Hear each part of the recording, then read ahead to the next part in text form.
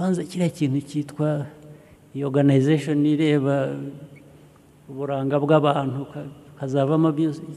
cyabayeho giti ntikigira amategeko akira ntikigira abagikurikirana nta ariko umuntu yihangiye umurimo ashyiraho agahuza abakobwa akabashukisha utuntu akaba mbere y'uko abacuruza akabanza we ubwe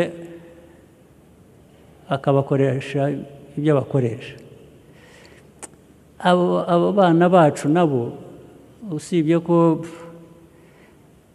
nabo bakwiriye kugira imico yo kubyanga bakaba babyirinda bakaba bagira n'uwo babibwira nk'uko uwo wundi yamenyekanye mu bantu 10 na bangahe bagiye baba abused havuyemo umuntu umwe waranga ariko ndetse yakwanga bakamureba igitsure bakamubwira ko bashobora kumuhana bakamwima ibyo yari akwiye kubabona ariko ibyo bijyanye no mu kazi no muri za minisiteri no muri institution zisanzwe zacu harimo n'iki kintu kiri aho kizamura abantu mu ntera kubera ko umuntu yabanje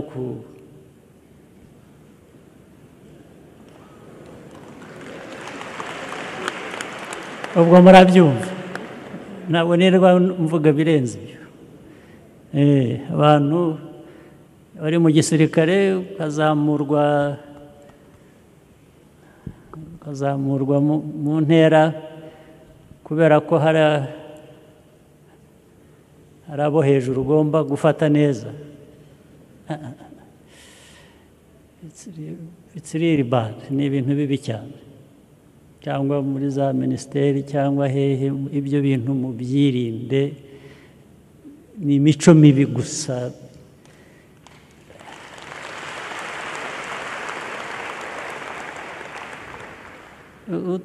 nucika leta ntikumenye ngo iguhane n'Imana izaguhana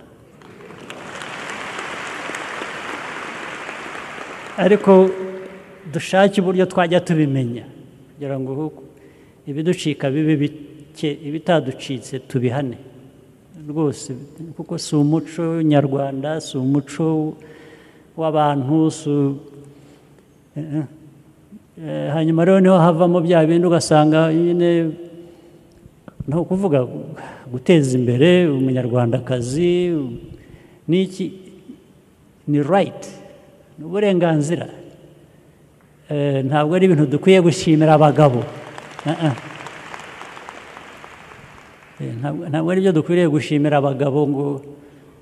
nahoze numva ngo umugabo akagira atya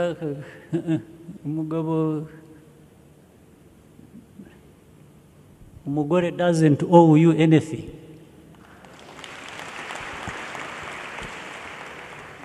if anything you owe each other. The first thing is you owe each other respect.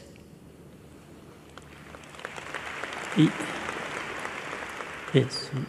you owe each other this right. Ntabwo umugore no mu rugo cyangwa no hanze ataranarongorwa cyangwa icyo akiri umukobwa hanze uburenganzira bwe n'ubwe ntabwo abukesha umugabo ntabwo bibaho ibisigaye bikaba ku bana kuzuzanya hanyuma uriya amategeko y'umuryango n'indi mibanire bikubahirizwa nicyo nagira ngo ntaza kwibagirwa kukivuga ariko kandi bireke kuba mu magambo gusa tureke kubivuga gusa bijya no mu bikorwa akanyuma nanone bisa no kuvuga no gusubiramo ndashaka ngo nanone ugiye kuba nk'ubwa gatatu mbwira abantu mu mashuri minisita mu byatubwiye w'uburezi hari ikintu atavuze amashuri ariko ubwo bigaragaza ko mu gihugu hose ariko bimeze ariko n'ibyo navugaga bya mbere no mu mashuri birahari abarimu bigisha ariko noneho bakagira n'uburenganzira bwabo bigisha kubagira abantu babo, bakaba ndetse akaba yagutsindisha ikizame kubera ko utamutunganiye cyangwa cyane cyane bikorwa n'abagabo, abana b'abanyeshuri b'abakobwa bakabigwamo, cyangwa se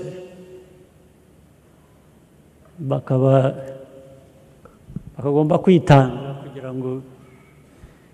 bashobore cyane cyane rero abatari n'abahanga ho hari ubwo babigura amanota, ariko ubwabyo ni bibi kuko iyo ushyizeho iyo opportunity yo kuvuga ngo kubera ko wenda utakurikira neza kubera impamvu, ntabwo ari amakosa ya kamere y'umuntu, umwarimu akakwereka ko ashobora kubigushyirira ku murongo ariko mubanza mukabana, ni bibi cyane rwose, dukwiye kubyamagana. Ariko namwe rero mushyireho akanya, abakobwa bari n'abagore, namwe mushyireho kanyu, mubanze mwivanemo gakumva ko you are right, uburenganzira bwawe ubukesha umugabo, ubanze ubigabanye nabyo, kuko hari ababa victims z'imyumvire nayo itari myiza yabo. Byombi ni ukubirwanya rero impande zombi, ariko icyo nagira ngo ndangirizeho ni ukubasezeranya ko amategeko arahari, hari n'abayobozi babyumva ko atari ko bikwiye kugenda, babimenye bakurenganura,